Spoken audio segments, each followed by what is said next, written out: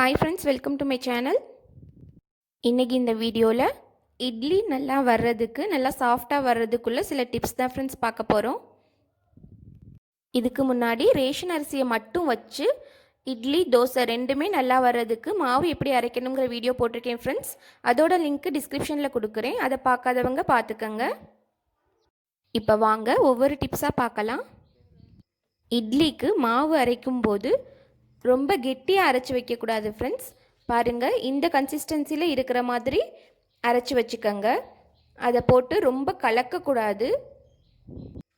இட்லி அவிக்கிறதுக்கு முன்னாடி அந்த மாவில் 1 டேபிள் ஸ்பூன் அளவு நல்லெண்ணெய் கலந்து நல்லா மிக்ஸ் பண்ணிவிட்டு அதுக்கப்புறம் இட்லி அள்ளி வச்சு பாருங்கள்.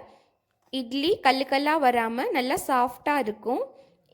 இந்த மாவில் இட்லி நல்லாவே வரமாட்டேங்குதுன்னு நினைக்கிறவங்களுக்கு இந்த மாதிரி 1 டேபிள் ஸ்பூன் ஆயில் சேர்த்துட்டு அதுவும் நல்லெண்ணெய் சேர்த்துட்டு இட்லி அள்ளி வச்சு பாருங்கள், ரொம்பவே சாஃப்டாக வரும். இந்த மாவில் இட்லி ரொம்ப கல்லாக வருதுன்னு நினைக்கிறவங்களுக்கு நல்லெண்ணெயோட ஒரு 1/4 டீஸ்பூன் அளவு ஆப்பசோடா சேர்த்து இட்லி அள்ளி வச்சு பாருங்கள், அதுவும் இட்லி நல்லா சாஃப்டாக வரும். எப்போதுமே இட்லி அள்ளி வைக்கிறதுக்கு முன்னாடி இட்லி சட்டியில் தண்ணி வச்சு இந்த மாதிரி இட்லி துணியை போட்டு ஒரு கொதிச்சதுக்கு அப்புறம் நம்ம இட்லி துணியில் இட்லி அள்ளி வச்சோம்னா இட்லி துணி ஈரமாகவும் இருக்கும். அதனால் இட்லி ஒட்டாமல் வரும். அதில் உள்ள ஜெர்ம்ஸ்லாம் அழிஞ்சு நல்ல சுத்தமான துணியாக இருக்கும்.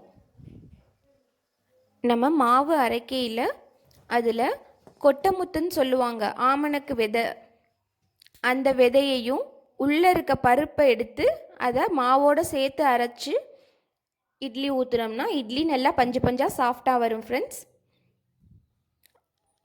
சப்போஸ் இட்லி மாவில் உளுந்து பத்தலை அப்படின்னா இன்ஸ்டண்ட்டாக நம்ம ஒரு 2-3 அப்பளத்தை ஊற வச்சு அதை மிக்சி ஜாரில் ஒரு அடி அடித்து அதை மாவில் கலந்து ஊற்றுனோம்னா உளுந்து பற்றாக்குறையை அது சரி பண்ணிடும். இது உளுந்து கூடி போச்சுன்னா வெள்ளை அவல் இருந்தால் அதை ஒரு 10 நிமிஷம் ஊற வச்சு அதை மிக்சி ஜாரில் அடிச்சிட்டு மாவோட கலந்துக்கங்க.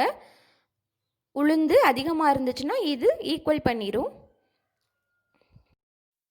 மாவு அரைச்சி கண்டிப்பாக ஒரு 6 மணி நேரமாவது புளிக்க வச்சு அதுக்கப்புறம் இட்லி ஊற்றுங்க ஃப்ரெண்ட்ஸ். அப்போ தான் மாவு நல்லா பொங்கி இட்லி நல்லா சாஃப்டாக வரும். இல்லைனாலும் கல்லாக தான் போயிடும் நல்லா பொங்கலைன்னா. இப்போ நான் அரைச்சிருக்கிறது வெறும் ரேஷன் அரிசியை மட்டும்தான் ஃப்ரெண்ட்ஸ் போட்டு அரைச்சிருக்கேன். பாருங்கள் இட்லி எப்படி பந்தாக நல்லா சாஃப்டாக இருக்குன்னு. இட்லி மாவு அரைக்கும்போது அரிசி மற்றும் உளுந்தோட ரேஷியோ 5:1ங்கிற அளவில் இருக்கணும் ஃப்ரெண்ட்ஸ். 5 பங்கு அரிசினா 1 பங்கு உளுந்துங்கிற ரேஷியோவில் சேர்த்து பாருங்கள். இதுக்கு முன்னாடி போட்ட வீடியோவில் புழுங்கலரிசியும் பச்சரிசியும் சரிக்கு சரி சேர்க்கணும்னு சொல்லியிருப்பேன். அப்படி இல்லைன்னா நீங்கள் 3 பங்கு புழுங்கலரிசி 2 பங்கு பச்சரிசிங்கிற ரேஷியோலையும் சேர்த்து அரைக்கலாம் ஃப்ரெண்ட்ஸ். அதுவும் இட்லி நல்லா தான் வரும். இன்னும் இது போல் நிறைய கிச்சன் டிப்ஸுக்கும் நிறைய ரெசிபிகளுக்கும் நம்ம சேனலில் மறக்காமல் சப்ஸ்கிரைப் பண்ணி கூடவே பெல் பட்டனையும் கிளிக் பண்ணி பெல் பட்டனில் ஆல்ங்கிற ஆப்ஷனை செலக்ட் பண்ணிக்கோங்க. தேங்க்யூ.